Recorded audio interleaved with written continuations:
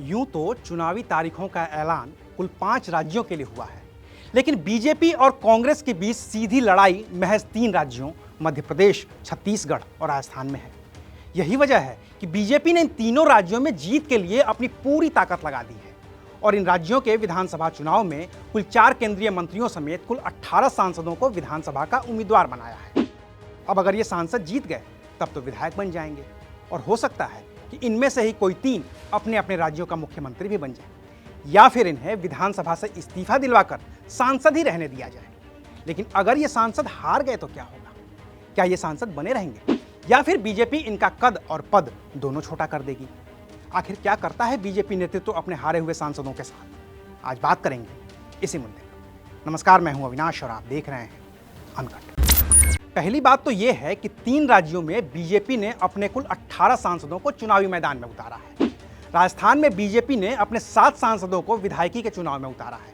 इनमें शामिल हैं झुंझुनू से सांसद नरेंद्र कुमार, पूर्व केंद्रीय मंत्री और जयपुर ग्रामीण से सांसद राज्यवर्धन राठौड़, रायसमंद से सांसद दिया कुमारी, जालौर से सांसद देवजी पटेल, अलवर से सांसद बाबा बालकनाथ और अजमेर के सांसद भागीरथ चौधरी। इसके अलावा राज्यसभा सांसद किरोड़ी लाल मीणा को भी विधानसभा चुनाव का टिकट दे दिया गया है।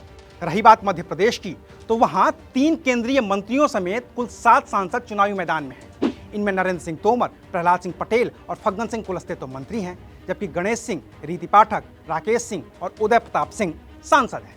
वहीं छत्तीसगढ़ में भी बीजेपी ने कुल 4 सांसदों को विधानसभा चुनाव में दांव पर लगा दिया है। इनमें से सरगुजा के सांसद रेणुका सिंह तो केंद्रीय मंत्री भी हैं। इसके अलावा रायगढ़ से सांसद गोमती साय, बिलासपुर के सांसद अरुण साव और दुर्ग के बीजेपी सांसद विजय बघेल भी विधानसभा के चुनावी मैदान में हैं। अब ये तो रहे नाम उन सांसदों और मंत्रियों के जिन्हें विधानसभा चुनाव का टिकट मिला है। अब ये जीत जाएंगे तो जाहिर है कि विधायक बनेंगे। हो सकता है कि कुछ सांसद ही बने रहें और उनकी जीती हुई सीटों पर उपचुनाव हो।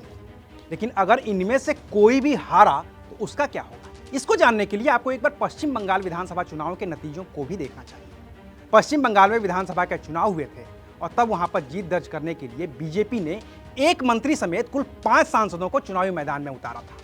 तब केंद्रीय मंत्री रहे बाबुल सुप्रियो, सांसद लॉकेट चटर्जी, सांसद निशित प्रामाणिक, सांसद जगन्नाथ सरकार और राज्यसभा से सांसद रहे स्वपन दास गुप्ता को बीजेपी ने विधानसभा का टिकट दिया। नतीजे आए तो पता चला कि 5 में से 3 सांसद बाबुल सुप्रियो, लॉकेट चटर्जी और स्वपन दास गुप्ता विधानसभा का भी चुनाव हार गए। और उनके साथ हुआ क्या? तो सबसे पहले बात करते हैं राज्यसभा सांसद रहे स्वपन दास गुप्ता की। विधानसभा चुनाव लड़ने के लिए उन्होंने राज्यसभा से इस्तीफा दिया था।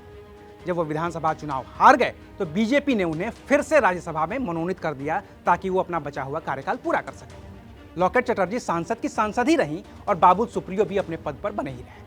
अभी उत्तर प्रदेश में जो विधानसभा के चुनाव हुए थे उसमें सपा मुखिया अखिलेश यादव के खिलाफ बीजेपी ने अपने सांसद एसपी सिंह बघेल को उतार दिया था। बघेल विधानसभा का चुनाव तो हार गए लेकिन उनकी सांसदी बरकरार रही। तो सांसदों को चुनाव हारने के बाद भी संसदीय सीट का नुकसान तो नहीं हुआ, लेकिन छवि पर असर तो पड़ता ही है। बाकी जो सांसद विधानसभा का चुनाव जीत भी जाते हैं, बीजेपी उन्हें विधायक नहीं बल्कि सांसद ही बनाए रखती है। उदाहरण के तौर पर जब त्रिपुरा में हालिया विधानसभा चुनाव हुए तो बीजेपी ने अपनी सांसद और केंद्रीय मंत्री प्रतिमा भौमिक को विधानसभा चुनाव में उतारा। वो जीत भी गई लेकिन फिर उन्होंने विधानसभा से इस्तीफा दे दिया और वो सांसद की सांसद ही बनी रही। लिहाजा ये 18 सांसद अगर जीत भी जाते हैं तो मुमकिन है कि इनमें से कुछ ही विधायक बनेंगे, बाकी की तो सांसदी बरकरार ही रहेगी। और जो हार जाएंगे उनकी सांसदी तो कहीं गई ही नहीं है। हाँ, इतना जरूर है कि जो भी विधानसभा का चुनाव हारेगा उसके लिए चंद महीनों में होने वाले लोकसभा चुनाव में उम्मीदवारी के रास्ते शायद ही खुले रह पाएंगे। तो अभी के लिए बस इतना ही। फिर मिलेंगे नई खबर के साथ। देखते रहिए अनकट।